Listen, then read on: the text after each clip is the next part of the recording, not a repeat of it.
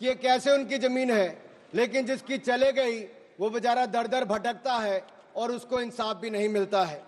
मैं इसके बारे में विस्तार में बताऊंगा, लेकिन आज एक बार फिर कांग्रेस देश को और देश में भ्रम फैलाने का प्रयास कर रही है। एक और तो वो हाथ में एक लाल सी किताब लेकर चलते हैं जो कहने के लिए संविधान की आप इस कॉपी को देखेंगे तो आपको एहसास होगा कि बाबा साहब अंबेडकर का सपना था कि एक देश में तो एक ही संविधान रहेगा। आपने एक देश में दो विधान बनाने का काम किया है। आपको तय करना संविधान के साथ रहना है कि वक्फ के साथ रहना है, वक्फ के साथ रहना है कि संविधान के साथ रहना है, आपको तय करना पड़ेगा। और यही नहीं, और जो लोग बड़ी बड़ी बातें यहां पे कर रहे थे उनको यही कहना चाहता हूं, ये हिंदुस्तान है, पाकिस्तान या तालिबान नहीं। यहां बाबा साहब का संविधान चलेगा, काबिले का फरमान नहीं, मुगलिया फरमान नहीं चलने वाला। यहां पर एक नहीं अनेक ऐसे उदाहरण देखने को मिलेंगे। माननीय सभापति जी, आज हम केवल संविधान संशोधन पर चर्चा नहीं कर रहे, लेकिन एक ऐसे समानांतर सत्ता को चुनौती दे रहे हैं जो दशकों से अनियंत्रित रूप से अस्तित्व में है। वक्फ संशोधन बिल 2025 केवल कानून में बदलाव नहीं बल्कि एक संदेश है। संदेश स्पष्ट है कि देश में एक ही कानून चलेगा, भारत का संविधान, और भारत के संविधान के ऊपर कुछ नहीं है। वक्फ बोर्ड का उद्देश्य मुस्लिम समुदाय के कल्याण के लिए संपत्तियों का प्रबंधन करना था, लेकिन कांग्रेस और उसके सहयोगी दलों ने इस भूमि को अपारदर्शी और एक गैर जिम्मेदाराना तरीके से राजनीतिक संरक्षण देते हुए एक ऐसा साम्राज्य बनाया जहां पे इन्होंने इसको अपना वोट बैंक का एटीएम बनाकर रख दिया है। 70 सालों से इन्होंने यही किया है। 1947 में भारत ने एक विभाजन देखा है, वो एक परिवार और एक पार्टी के कारण वो विभाजन हुआ है। आज जमीन जिहाद, लैंड जिहाद के नाम पर हम दूसरा विभाजन नहीं होने देंगे, नहीं होने देंगे। एक स्पष्ट संदेश तो यहां पर देना ही चाहते हैं कि मोदी जी के राज में भारत में एक कानून, एक संविधान और एक भारत रहेगा। और एक स्पष्ट संदेश भी है, एक है तो सेफ है। और यही नहीं, हम क्या कह रहे हैं, हम कह रहे हैं कि इस बिल के माध्यम से पारदर्शिता लाएंगे। पारदर्शिता लाएंगे तो जवाबदेही भी तय करेंगे। लेकिन ये लोग जिनके लिए वोट बैंक का एटीएम है, जिनके अपने नेता भ्रष्टाचार के कई मामलों में फंसे हुए हैं, जिनके राज्यों में हजारों करोड़ रुपए के घोटाले हुए, जिनका उल्लेख मैं आगे करने वाला हूं, उस पर भी मैं आपके सामने प्रकाश डालूंगा एक के बाद दूसरी। लेकिन सवाल ये खड़ा होता है कि 70 साल से ये प्रक्रिया जो चल रही है, चाहे 1964 की बात हो, 69 की बात हो, उसके बाद एक के बाद दूसरे संशोधन आए, 95 से लेकर 2013 तक इन्होंने इस कानून को इतना ऐसा बना दिया कि इसको चुनौती देने तक का भी हक कहीं नजर नहीं आता था। ना कोई ऑडिट, ना कोई निरीक्षण, बस भूमि अधिग्रहण की बात, शहर दर शहर, गली दर गली, इस पर एक तरह से कब्जे के बाद दूसरा कब्जा करने का काम किया गया। ये धर्मनिरपेक्षता नहीं थी, ये एक नरम विभाजन की ओर ले जाने का काम था, एक नरम विभाजन की ओर ले जाने का काम था। लेकिन हमने अब इस कानून में बदलाव किया है ताकि मुस्लिम समुदाय के सभी गरीब से गरीब व्यक्ति का भी इसमें भला हो सके। मुझसे पहले एक मुस्लिम समुदाय के एक सदस्य जो कांग्रेस पार्टी से आते हैं वो अपना भाषण कर रहे थे। मैं उनको ही कहना चाहता हूं, अशरफ, अजलफ और अर्जल, क्या इनमें भी कोई अंतर है? और राहुल गांधी जी से पूछना चाहता हूं, और अखिलेश जी यहां पर पहले ज्ञान बांट रहे थे थोड़ा सा, क्या मुस्लिम समुदाय में भी जातियां हैं? क्या भेदभाव है? क्या छुआछूत है? लाल टोपी वालों का मैं बताऊंगा भी 2017 में जब आपकी सरकार आने से पहले घोटाले कितने थे, एक नहीं अनेक। लेकिन इनके काले कारनामे आज खत्म हो जाएंगे सर। ये विधायक कांग्रेस की तुष्टिकरण की राजनीति का अंतिम संस्कार करने वाला है, मैं विश्वास दिलाना चाहता हूं। This will be the last nail in the coffin of Congress politics of appeasement. अगर आप देखिए, इन्होंने इससे पहले भी पंडित जवाहरलाल नेहरू जी ने पहले तो देश के विभाजन करने में वो काम किया, उसके बाद धारा 370-35 से देकर ऐसे जख्म दिए कि हजारों लोगों की मृत्यु हो गई। लेकिन ये नरेंद्र मोदी जी की सरकार थी जिसने धारा 370-35 को सदा सदा के लिए खत्म करने का काम किया है। ये हमारी प्रतिबद्धता थी मुस्लिम समुदाय की बहनों की ओर। जो ट्रिपल तलाक से निजात दिलाने का किसी ने काम किया तो नरेंद्र मोदी की सरकार ने किया है। आपने तो वायदा किया था कि जो पाकिस्तान, बांग्लादेश और अफगानिस्तान में रह गए हैं उनको वहीं पर पूरा न्याय मिलेगा, लेकिन नहीं मिला। लेकिन उनको भारत में भी आकर अगर उनको नागरिकता देने की बात थी तो आपकी सरकार में 60 सालों में नहीं हुआ। सीएए कानून किसने बनाया तो वो भी नरेंद्र मोदी की सरकार ने बनाकर वो काम किया है। मैं एक बात और इसमें कहना चाहता हूं, अगर इसमें एक के बाद दूसरा देखा जाए, कांग्रेस ने कहीं ना कहीं और कांग्रेस के सहयोगी दलों ने वोट बैंक के लिए संविधान का सौदा कर लिया है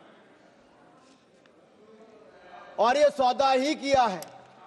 तभी तो हमने एक के बाद दूसरे उदाहरण देकर कहा कि आपने कैसे उसको अपना वोट बैंक किया, एटीएम बना के रखा। लेकिन ये जो बिल है ये अन्याय की जड़ पर प्रहार है और इस प्रहार के बाद सबको न्याय न्याय और न्याय ही मिलने वाला है। हमने कहा है कि प्रत्येक वक्फ संपत्ति रजिस्टर हो, पंजीकृत हो, उसके आंकड़े होने चाहिए और हर झगड़ा कानून के अंतर्गत हल हो, किसी डर और भय के अंतर्गत ना हो। आपको इस बात का क्यों डर है? अगर किसी को न्याय मिलता है ट्रिब्यूनल के बाद, अगर कोई हाई कोर्ट, सुप्रीम कोर्ट जाना चाहता है तो आप क्यों रोकते हो? देश में हर कानून के अंतर्गत, चाहे इनकम टैक्स का हो या कोई भी हो, आप एक के बाद दूसरे कोर्ट जा सकते हो।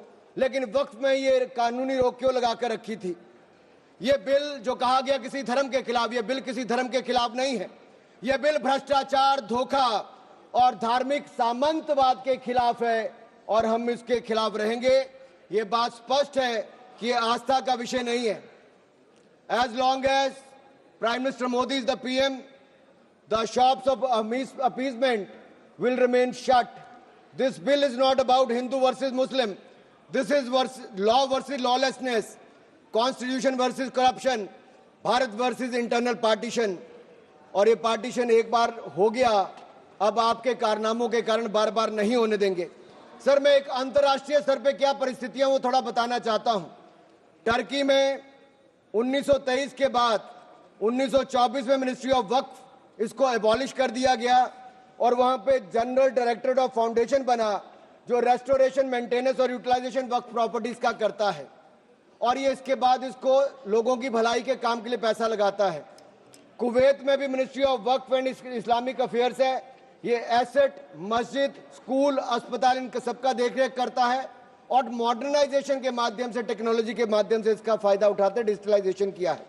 लेबनान में ministry of endowments and Islamic affairs है जो इसकी मैनेजमेंट और यूटिलाइजेशन को सारे को देखती है और चैरिटेबल और कम्युनिटी के काम को देखती है। सीरिया में भी मिनिस्ट्री ऑफ वक्फ है जहां पर एप्रोप्रिएट यूज हो, रेवेन्यू हो, चैरिटेबल पर्पस हो, उसके लिए काम किया जाता है। इराक में भी सुन्नी एंडोमेंट और शिया एंडोमेंट ऑफिस है और ये भी सीधा सेंट्रलाइज फ्रेमवर्क के माध्यम से काम करता है। सऊदी अरेबिया में जनरल अथॉरिटी ऑफ वक्फ है जो इंडिपेंडेंट पब्लिक बॉडी है। सिंगापुर में MUIS जो स्टैट्यूटरी बॉडी है वो मिनिस्ट्री ऑफ कम्युनिटी डेवलपमेंट के अंतर्गत है। ये वक्फ मैनेजमेंट के डिजिटल सिस्टम के माध्यम से काम करता है। इंडोनेशिया में भी इंडोनेशियन वक्फ बोर्ड है जो इंश्योर करता है अच्छे काम करने के लिए, उनके भलाई के लिए। तुनिसिया में भी, इजिप्ट में भी, रशिया में भी, फ्रांस में इसी तरह पे काम किया गया है। लेकिन यहाँ पर ऐसा नहीं किया गया, यहाँ पे इसके खिलाफ ही काम करते रहे। चंद लोगों के हाथ में, राहुल गांधी जी कहते हैं कि चंद लोगों के हाथ में देश की संपत्ति है। राहुल गांधी जी सदन में नहीं, लेकिन मैं उनको बताना चाहता हूं मात्र 200 लोगों के हाथ में अपने वक्फ बोर्ड दे रखे हैं और देश की लाखों करोड़ रुपए की संपत्ति उनको दे रखी है। क्या उनसे छुटकारा दिलाना चाहिए कि नहीं दिलाना चाहिए? क्या आम मुस्लिम को उसका लाभ मिलना चाहिए कि नहीं मिलना चाहिए? क्या मुस्लिम महिलाओं को, बच्चों को लाभ मिलना चाहिए कि नहीं मिलना चाहिए? क्या विधवाओं को लाभ मिलना चाहिए कि नहीं मिलना चाहिए? आप महिला विरोधी क्यों हैं? मुस्लिम विरोधी क्यों हैं? आप बदलाव विरोधी क्यों हैं? ये सवालों का जवाब आपको देना ही पड़ेगा। सर, एक कहावत है जो यहां पर बाहर कहा जाता है कि पता है यहां से बहुत दूर, पता है यहां से बहुत दूर और गलत और सही के पार एक मैदान है। पता है यहां से बहुत दूर, गलत और सही के उस पार एक मैदान है। मैं वहां मिलूंगा तुझे, और अगर वक्फ का बस चला तो वक्फ की संपत्ति बन जाएगा। यानी कि जिस पे भी नजर रखोगे वक्फ की संपत्ति बन जाएगा, और उसमें से आपको इंसाफ मिल नहीं पाएगा, क्योंकि ऐसी हालत कर दी है सर। अगर आप देखेंगे वक्फ की सच्चाई क्या है, भारत में ऐसा कौन सा कानून है जिसने आपका घर, आपका मंदिर, यहां के आपके पूरे गांव छीन लिए? भारत में कौन सा ऐसा कानून है जिसने आपका घर, आपके मंदिर, आपके पूरे गांव छीन लिए? ये ऐसा कौन सा कानून है जिसके खिलाफ आप कोर्ट भी नहीं जा सकते? ये कौन सा ऐसा कानून है जो संविधान से भी ऊपर है? इसका नाम वक्फ है, जो कांग्रेस के समय बना है सर। इसने गुरुद्वारे हो, मंदिर हो, घर हो, गांव हो, सब पे कब्जा करने का काम किया है।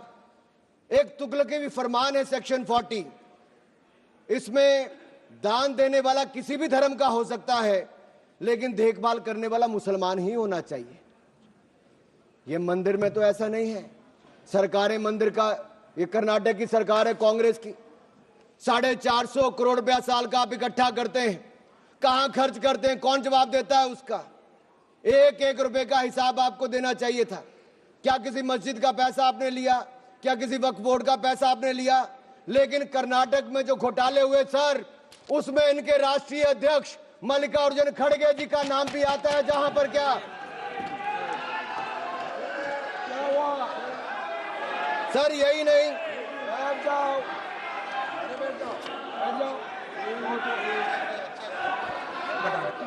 सर, मैं इसको माननीय नहीं सर, मैं सबूत के रूप में सर मैं लाया हूं सब कुछ। मैं बोल दिया सर, ऐसा गिवन द डिसीजन, निर्णय दे दिया बस। प्लीज सर, नाम नहीं लेता सर, मैं नाम वापस ले लेता हूं सर। बड़ी मुश्किल से परिवार के बाहर सर, इसमें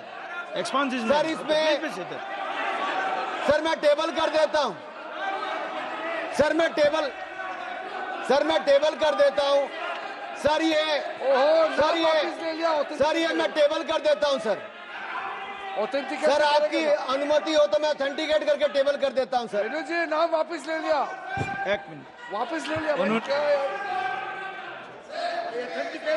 ठीक है, एक मिनट आप सब बैठिए, आप सभी लोग बैठिए, आप सब लोग बैठिए।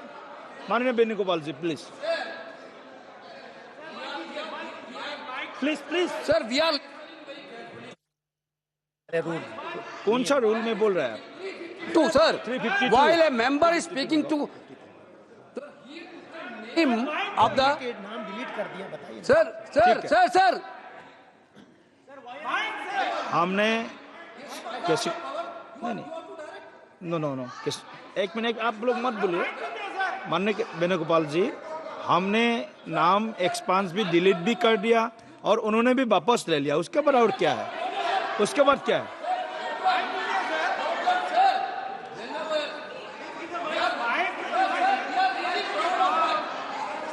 माइक दीजिए, mic.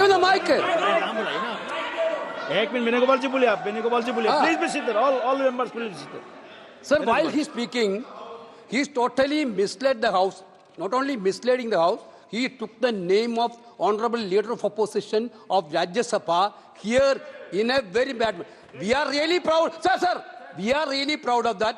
We are having a Congress president who came from the grassroots level of this country. Okay. With so family. He didn't like Mallikarjuna Kharge ji because he is leading by his casteism. Okay, thank you Venugopal ji. Please continue sir. माननीय सभापति जी, आखिरकार कांग्रेस ने अपनी जातिवादी सोच को सामने ले ही आए। ये कभी जाति के नाम पे, कभी क्षेत्र के नाम पे, कभी धर्म के नाम पर बांटने का काम करते हैं। मैंने किसी जात का नाम नहीं लिया था, लेकिन आप जाति को लेकर आए हो। और यही नहीं सर, ये रिपोर्ट देखिए, ये विधानसभा, कर्नाटक की विधानसभा में कांग्रेस के एक नहीं अनेक नेताओं के नाम आए जिन्होंने वक्फ की प्रॉपर्टी को खाने का काम किया है, हजारों करोड़ के घोटाले करने का काम किया है। इसीलिए आप लोग इसीलिए आप लोग पारदर्शिता नहीं चाहते, इसीलिए आप लोग ट्रांसपेरेंसी नहीं चाहते, इसीलिए आप लोग जवाबदेही नहीं चाहते। सर मैं इसको ऑथेंटिकेट करके रिपोर्ट को रखना चाहता हूं। सर यही नहीं, ये तुगलकी फरमान जो थे, मैं कर देता हूं सर। सर अगर किसी की संपत्ति जिसके ऊपर उन्होंने कब्जा कर लिया हो, सर इसको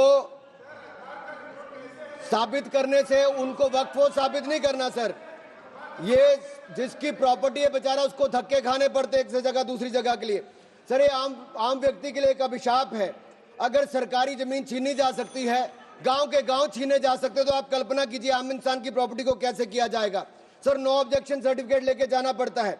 सर वक्फ का साम्राज्य इतना बड़ा हो गया कि 9 लाख एकड़ जमीन जो लाखों करोड़ की है। सच्चर कमेटी कब बनी? आपकी सरकार के समय बनी। 2006 में उसकी रिपोर्ट आई। आप क्यों हाथ पे हाथ धर के बैठे रहे? क्यों बैठे रहे? उन्होंने कहा था कि साल का 12,000 करोड़ रुपए की आमदन हो सकती है। पिछले 20 सालों में 2.5 लाख करोड़ रुपए की आमदन हो गई होती। आमदन होती तो मुस्लिम महिलाओं का, बच्चों का और मुस्लिम समुदाय का भला हुआ होता। लेकिन कांग्रेस पार्टी ने भला कभी चाह ही नहीं मुस्लिम समुदाय का, केवल वोट की राजनीति करके रखा। सर ये कितनी है? मॉरिशियस जैसे 2 देश, उसके बराबर वक्फ बोर्ड की जमीन है। सिंगापुर जैसे 5 मिनट और मैं खत्म कर रहा हूं। सर मालदीव जैसे 12 देश, उसके बराबर वक्फ बोर्ड की जमीन है। सर लालू प्रसाद यादव जी जो सदन के सदस्य नहीं लेकिन आपकी सरकार में मंत्री थे, तब उन्होंने कहा था पटना की डाक बंगले की जमीन भी वक्फ बोर्ड खा गया। सरकारी गैर सरकारी जमीनें वक्फ बोर्ड खा गया। ये किसी और ने नहीं, लालू प्रसाद यादव जी ने कहा था। आप उस पर क्या कहना चाहते हो? ऑन रिकॉर्ड के पे कहा है। गरीब मुसलमान भी सर इस कानून का शिकार रहे। सर राजस्थान में रामगंज में वक्फ बोर्ड द्वारा मुसलमानों की जमीनें खाली करा दी, मुस्लिम महिला मर गई। उत्तर प्रदेश में लाल टोपी वालों की सरकार में, सर ये लाल टोपी के काले कारनामे उत्तर प्रदेश में देखे हैं। इनके उस समय के मंत्री ने सैकड़ों एकड़ जमीन खा गए वहां पे बैठ के आप लोग। सर यही नहीं, काले कारनामे इनके और भी हैं सर। मैं सर ये सारा आपकी इजाजत से, सर ये मुस्लिम विरोधी भी है, महिला विरोधी भी है, पसमंदा विरोधी भी है, अहमदिया विरोधी भी है, और विरोधी भी है। सर यही नहीं, प्लीज बैठिए, सर यही नहीं, आपका बारी आएगा, आप ये गरीबों के उत्थान के लिए तब भी कुछ नहीं कर पाए सर। आप बैठिए सर, ठीक रिकॉर्ड रखने का इन्होंने कुछ नहीं किया सर। हम क्या कहते हैं, शिया हो, अहमदिया हो, महिला हो, पिछड़े वर्ग के मुस्लिम समुदाय के लोग हो, उनको इसका सदस्य बनाइए। आप क्यों उसको इसका सदस्य नहीं बनाना चाहते? आप मुस्लिम समुदाय में भी जातिवाद करते हो, उनके भी पिछड़े मुसलमानों को नहीं रखना चाहते। सर यही नहीं, sir Waqf is a state with in state. ये मुसलमानों का हक मारने का काम किया गया सर। यही नहीं सर, मैं आपको बताना चाहता हूं, जीरो अकाउंटेबिलिटी है वक्फ बोर्ड की, जीरो अकाउंटेबिलिटी। कैसा क्यों है सर? सर मनमोहन सिंह जी ने कहा था, कह सकता हूं, वेणु जी के नहीं कह सकता, कह देता हूं, पूर्व प्रधानमंत्री ने कहा था, आप सोच लेना किसने कहा था। पूर्व प्रधानमंत्री ने कहा था, Muslim must have first claim on our resources. एक सदा हिंदू विरोधी रहे हैं, ये केवल मुसलमानों के पक्ष में किया, लेकिन आपने मुसलमानों के लिए कुछ नहीं किया। अगर मुसलमानों को पक्के मकान, पीने का पानी, अच्छी शिक्षा, भोजन, ये सब किसी ने दिया है तो नरेंद्र मोदी जी की सरकार ने दिया है। धन्यवाद। यही नहीं सर 3 मिनट में और सर खत्म कर रहा हूँ। 1 मिनट में खत्म कीजिए। सर 1 मिनट में हो नहीं पाएगा सर ये देखिए सर, मैं रिपोर्ट लाया हूं सर, कहां से कहां तक इन्होंने राज्य दर राज्य कैसे हिंदुस्तान की जमीनों पे कब्जा किया है। सर ये देखिए सर, आंकड़े आपको दिखाते हैं, एक राज्य नहीं सर, केरल में ये कहते तो हैं कि ये वायनाड के बेटे हैं, बेटी हैं, लेकिन वहां पे भी वक्फ का कहर जारी है सर। पापी वोट बैंक का सवाल है, आप वायनाड में भी चुप रहते हो, कुछ करते नहीं हो। और वायनाड का रहनुमा कहने वाली आज गायब है, और वहां पर भी उनकी संपत्तियों पर हो रहा है सर। इसलिए चर्च ने भी कहा सर, केरल में तो रोज ऐसे हो रहा है सर, बेलगाम हो चुका वक्फ बोर्ड, किसानों, मजदूरों, हिंदुओं की जमीनों को इविक्शन नोटिस दे रहा है सर। एर्नाकुलम में सर 404 एकड़ जमीन पर दावा ठोक दिया है, 604 पिछड़े ईसाई और हिंदू परिवारों के घर छीन लिए। त्रावणकोर में सर राज परिवार की जमीन खा गए। केरल में कांग्रेस और वामदल ने मिलकर बिल पास कर दिया। कर्नाटक में 15,000 एकड़ की कहानी में आपको बता चुका हूं। तिरुचिरापल्ली में सर इन्होंने एक गांव में 1500 साल पुराने प्राचीन मंदिर के समाप्त साथ कीजिए, लगती प्लीज, जमीन, समाप्त कीजिए। सर इस पे कब्जा करने की बात कही। सर सूरत के नगर निगम में सर मुगलों की संपत्ति बताने का काम किया। सर नगर निगम को भी सर बेट द्वारका के 2 द्वीपों पर दावा ठोक दिया है। क्या भगवान कृष्ण से पहले इस्लाम धर्म आ गया था? क्या भगवान कृष्ण से पहले इस्लाम धर्म आ गया था? सर यही नहीं, कल क्या आनंद भवन और नेशनल हेरिटेज पर आकर मैंने अभी बार सुना था कि आनंद भवन और नेशनल हेरिटेज पर वक्फ बोर्ड अपना दावा ठोकने वाले हैं, तो दे दोगे क्या? और यही नहीं सर, एएसआई संरक्षित स्मारकों